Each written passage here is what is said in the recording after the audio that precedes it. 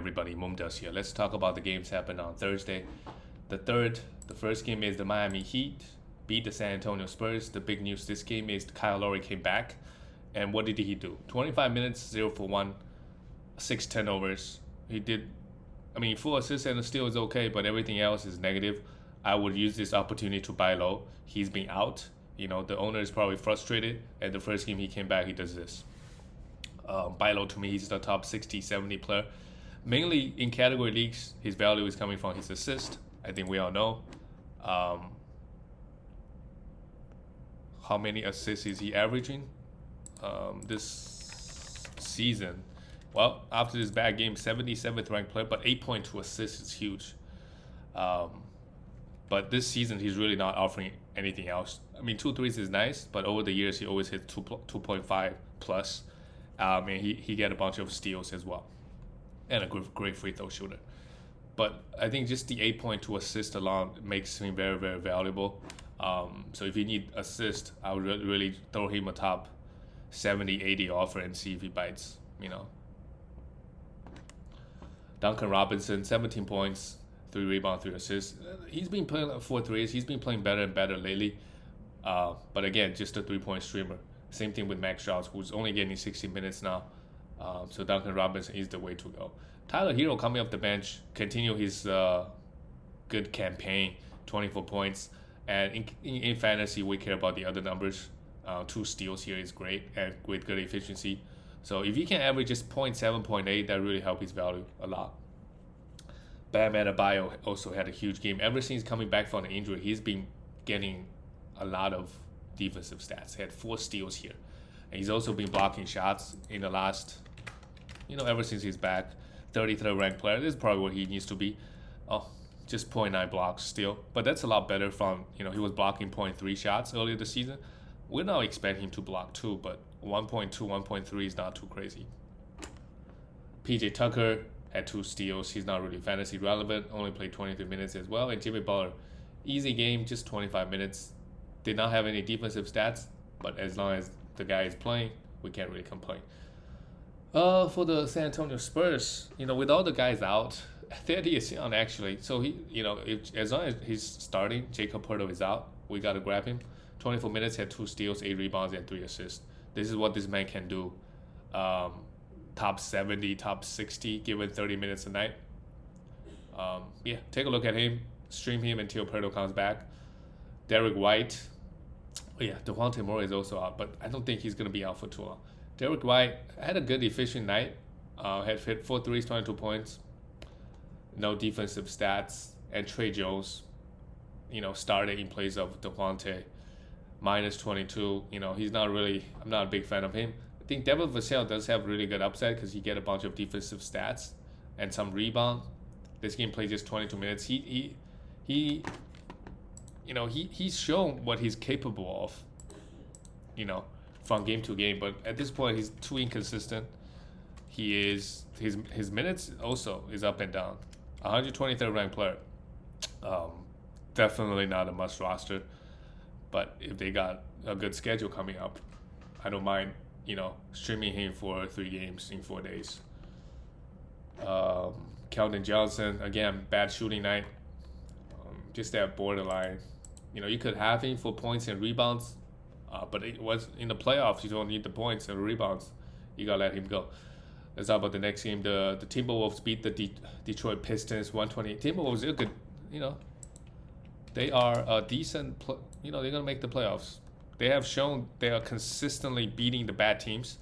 They won 3 straight. Jared Vanderbilt, huge game, 13 points. Not huge, really good game in just 22 minutes. Good efficiency from the field, 6 rebounds, 2 steals and a block, 13 points. He's a guy that if you punt in threes and assist, he's really good. Really, really good. Jaden McDaniels started. Patrick Beverly also played this game. D'Lo is still out. Man, D'Lo, this guy is such... he misses... He's also another guy that just misses a lot of games over the years, right? Not known for his health. I think last time he played was 2 weeks ago, maybe a week and a half. So Jaden McDaniels, I think maybe we could continue to stream him as long as D'Lo is out, as long as he's starting actually. he can get you a bunch of defensive stats. Cat didn't shoot the ball well, but had 21 points, very, very consistent, 9 for 10, 4 assists as well. Cat is just dishing out assists this year as well. Anthony Edwards didn't shoot the ball well, but 2 threes, took 9 threes, 25 points, still very, very solid. Anthony Edwards, one of the guys that I really like in fantasy because the counting stats he provide. Patrick Beverly, 7 assists, 2 zeros. Yeah, if he's out there on the waiver wire, we got to grab him. With D'Lo back, he's still going to start. Get defensive stats, get assists, get rebound. I also like him in category leagues. And all the other Wolf guys, not really relevant as long as all the starters are healthy. But on this Wolves team, just like the Grizzlies, they got so many fantasy beasts. If you give Naz Reid 30 minutes, he's going to put up some huge numbers. Jordan McLaughlin also, big assist and steals guy, given the minutes. Money Beasley, given 30 minutes, he could be a sniper, making over 3 threes a game. For Detroit, okay, Cunningham is out, so you would expect Jeremy Grant to have a huge game. Also, Sadiq Bey did. Frank Jackson. This guy can score the basketball, Frank Jackson. In category leagues, he's probably not doing anything else. But if you need some scoring, you could think about Frank Jackson, especially with Kate Cunningham if he continues to miss his time. Corey Joseph played 31 minutes, but they just hate Killian Hayes. Killian Hayes is getting 20 minutes now. He was starting, getting 25 to 30 minutes. Now he comes off the bench. Corey Joseph getting the start, even without Kate Cunningham. So they're not really doing youth development, are they? Ronnie Magruder even played. Kelly Olynyk played 15 minutes. We know what this guy is capable of, but I just don't think on this squad you could hold him till the trade deadline, in case Jeremy Grant gets traded. But after that, if Grant stays, I don't see a situation where he's gonna get consistent 30 minutes. And beginning of the season, he was putting up great numbers, but God knows if that's sustainable. So hold him. If you want to hold him till trade deadline, that's fine, which is like a week away, and then just move on if nothing happens. Isaiah Stewart, minutes is great, and he played great.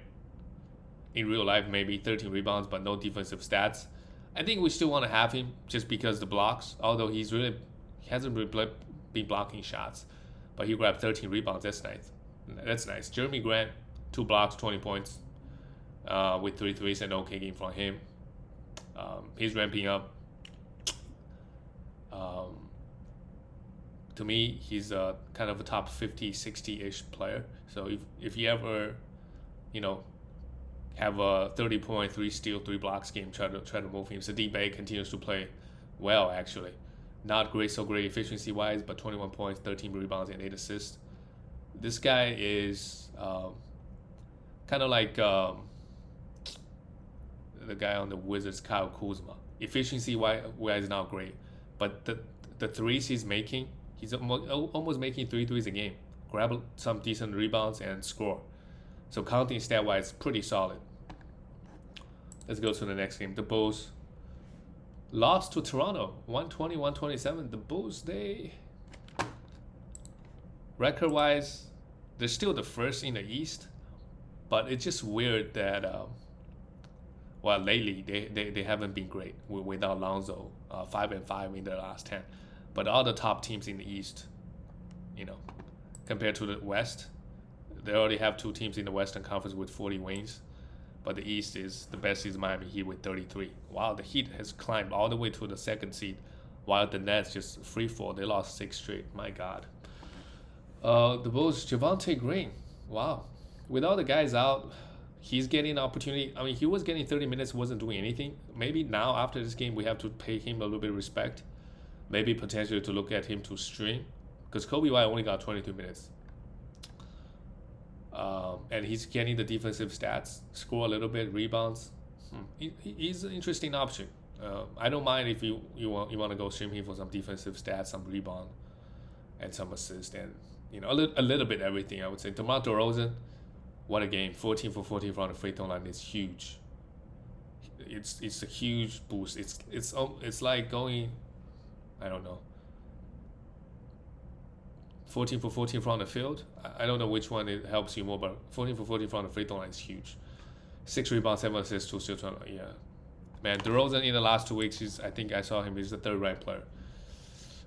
Use this opportunity to sell him to get any top 15 player. I would say 1 for 1 if you can, if you can get a Fred VanVleet. I mean, all these guys are playing pretty well though. But what a game from DeMar. Vucevic also been playing super well. 30 points, 18 rebounds. This is what we want to see out of Vucevic. Didn't go to the free throw line, but hit 4 threes. Shot the ball well. 4 assists, a steal and a block. Yes, that's why he's a beast in fantasy. Zach LaVine took just 10 shots versus the Raptors. Maybe they did a really good job shutting him down. 15 points, but he did a bit everything. So like, that's fine. If Zach LaVine can get those defensive stats up, can get the assist up, I love it. Ayo Dalsamo, 42 minutes. Man, 8 assists again. The guy is just an assist machine. Must roster, obviously, at this point. And also try to sell high because we know Lonzo is going to be back eventually. Caruso is going to be back eventually. Although very far away from now. But just something to think about when you get to the fantasy playoffs. If you can do a 2-for-1, get a 40 player back, I would do it. The earlier you do it, the better, I think, because, if Lonzo is like 2-3 weeks away, then, the value obviously goes up. For the Toronto Raptors, Scotty Barnes and all the starters played over 40 minutes, but it's not that too crazy considering this game went to overtime. Scotty Barnes played 37 minutes, had 1 block, 8 rebounds, 21 points, and all the starters scored over 20, other than Gary Trent, who's been scored over 30 points for 5 straight games. Just 16 points. But again, 16 points, 2 steals, continues to be a beast in fantasy. He is one of the biggest draft steals because nobody thought he's gonna be this good on the Raptors. Just scary stuff. I think last year after he got traded, he was coming off the bench too. He wasn't starting, getting the consistent minutes. Now he's one of them, one of the starters. Another great game. Fred VanVleet, bad efficiency wise, but 9 assists and 2 steals is also huge with 3 threes. This Raptors is just fantasy goldmine because all the starters also take a lot of threes as well. Pascal Siakam, man, when is he gonna stop? I don't think he will. 25 points, 13 rebounds, 7 assists, 2 steals and a block. Playing at the center position, really excelling, putting up huge numbers game after game. And OG, what else? Great. Hit 5 threes. This is I think OG, this is underrated part of OG's game that he was making 2.5 threes a game this year. I did not notice that. So that obviously helped his ranking a lot. But majority of his OG's value coming from the defensive stats. Sure, he could score. Also the points is also surprising. He's almost averaging 20 points this season. That really improved his 20 points, 2.5 threes. Those are both huge. But again, like his best category is still his defensive stats, the assists, the steals and the blocks. Had 6 assists here as well, so good stuff. And with all the starters playing huge minutes, Chris Boucher gonna get into the action a little bit as well. 16 and 10, a must roster player in 25 minutes, had 2 steals and a block. And he was a team best plus 15. All right, let's go to the next game. The Phoenix Suns they finally lost to the Hawks. They got the whole squad back, but DeAndre Ayton still ramping up. Played 24 minutes, had 9 rebounds, 4 assists, and a steal. Probably a buy low because he was out for so long, and coming back he wasn't putting up nice numbers. Devin Booker, 30 points, sure, but at what cost? 0 rebounds, 3 assists, and a steal. Continues to score a lot, but not really doing a lot at everything else. At least this game. Chris Paul is though. Double-double, 3 steals. What do you gotta say about this guy? Never missed a game this season, and just really scary stuff from Chris Paul at this age. And just so consistent as well. Jay Crowder and Cameron Johnson both got close to 30 minutes. So also another reason why Ayton, because the Hawks, they only played Kampala 25 minutes and they played Okungwu 15. So they closed off the game with a small lineup. So Jay Crowder and Cameron Johnson, they both got a few minutes. Both guys are not must rosters, but if Cameron Johnson is, if Jay Crowder ever gets hurt. So you could stream them for threes for some defensive stats, but both guys healthy, they're not must rosters. Mikal Bridges, another great game, 24 points. He's been getting better and better as the season went. In the last 2 weeks, 21st ranked player. Yep. And only averaging 1.1 steal and 0.4 blocks. He's 21st ranked because 18 points is nice, 1.3. But most importantly, shooting 60% on 12 field goal attempts. That's obviously not sustainable. And playing 40 minutes. But 1.1 steals is nice, unlike the 0.8, 0.7 steals he was putting up earlier this season. For the Atlanta Hawks, John Collins got hurt toward the end of the game. He's questionable. We don't know what's going to happen. I think if John Collins is out, maybe they're going to start Okongwu and Clint Capella together. Or they're going to go with Gallinari, most likely. So Gallinari become an interesting option. But if John Collins misses time, I don't know if Gallinari is going to get 30 minutes. I don't think it's guaranteed. And even in 30 minutes, what's his production going to be like at this point of his career? So really, nobody is really worth picking up. But I would monitor Okongwu's minutes. If he gets consistent 25 to 30, then he's a must roster because of the blocks. He played 15 minutes this game, obviously, not the best. And Clint Capella, I would really if he goes off, I really try to sell him. I'm not too high on his outlook rest of the season, right? The minutes is not up because of emergence of Okongwu. He's getting a fair amount of minutes, and he's just not as good as he was last year and 2 years ago. In 25 minutes, still 12 rebounds, but he's not really blocking a lot of shots, and he doesn't take that many field goals nowadays.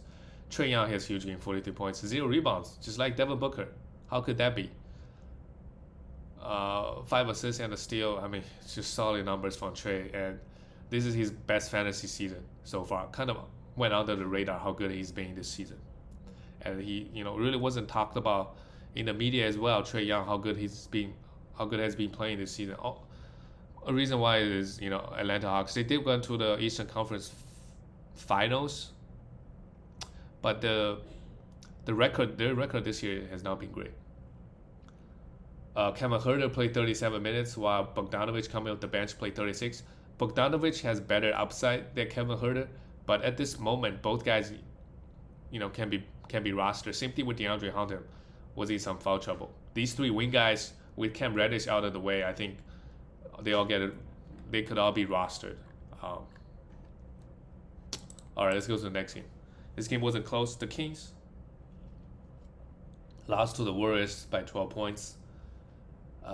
Kings, what are they doing? They're still within the striking distance to get to the 10th seed. They're only 3 games behind, so technically they could still make it. But the way they've been playing lately, even without De'Aaron Fox out, Tyrese, Warriors is a good defensive team, so Tyrese struggled a little bit, 3 for 11, but 6 assists, 6 rebounds, 2 steals, is still very solid. De'Aaron Mitchell is a guy we should think about picking up as well. Well, De'Aaron Fox might be back next game, and De'Aaron is going to go back to bench playing 25 minutes. He played really well. If you can use this opportunity to sell high, maybe do a 2-for-1. See if anybody believe that De'Aaron Mitchell is going to get consistent 30 minutes rest of the way. I don't think so. Although with Terrence Davis out, he plays 15 minutes, so those 15 minutes could go to either Buddy Hield or De'Aaron Mitchell, right? So that helps. Really good game here, 26 points. Richaun Holmes, not ideal. I think if you're looking for field goal, you should go buy low on Richaun Holmes, one of the biggest field goal anchors in the league. Struggled against the Warriors 1 for 4, but he'll bounce back from this. Harkless continues to start, had 6 steals, man. Maybe he was a good stream before that with this game. We also can look at him because he's been getting the minutes as well with all the guys out. Well, the coach just decided not to play Alex Len, Tristan Thompson, right?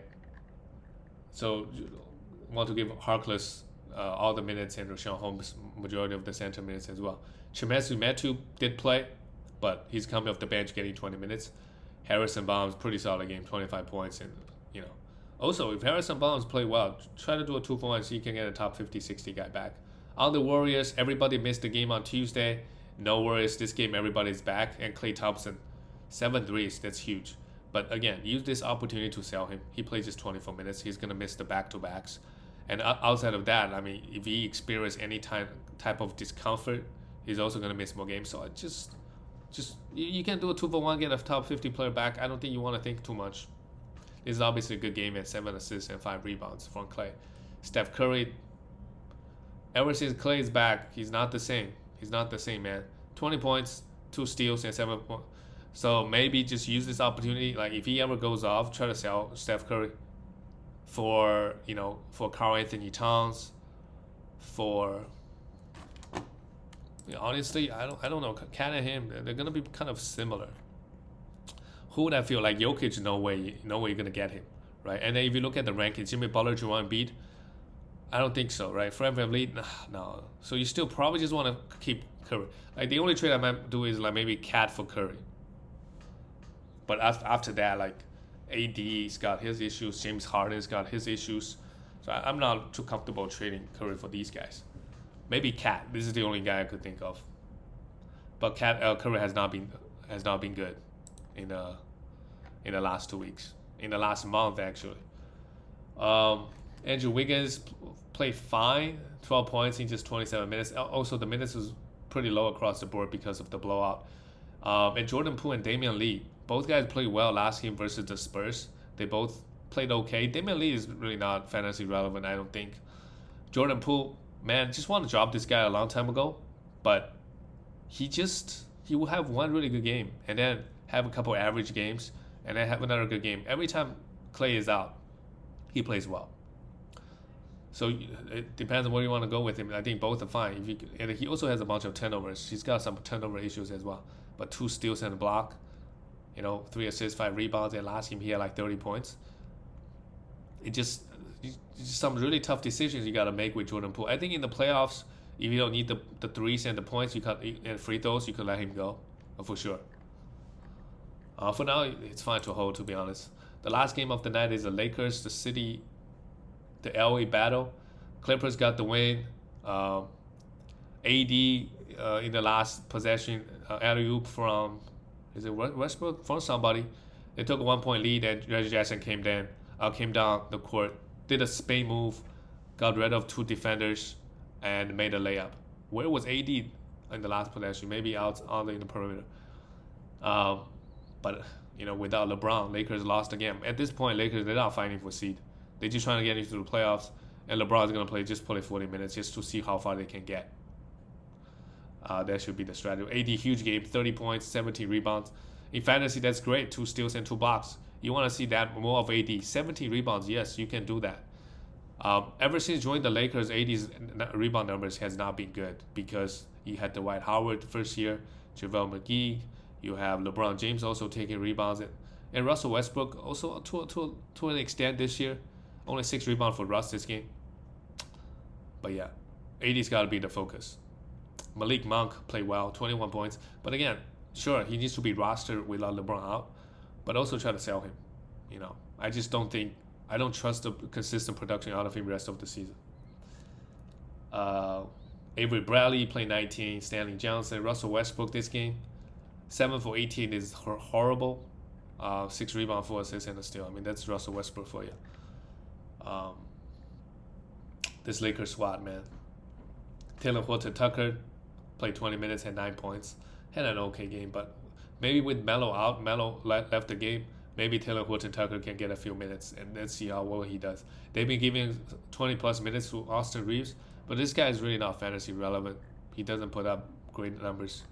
For the LA Clippers, really a great win. And Marcus Morris, would you like Marcus Morris Sr., 29 points, finally a good game. That's why we got to have him. We don't know. Paul George is going to get reevaluated by the end of February. So is he even coming back? If you got an IR, you got to keep PG in there. But it's not looking good at this point. And even if he does come back, it will be, who knows, at least March. So Marcus Morris Sr. is a must roster, although he's really up and down. If he has good games like this, try to sell him.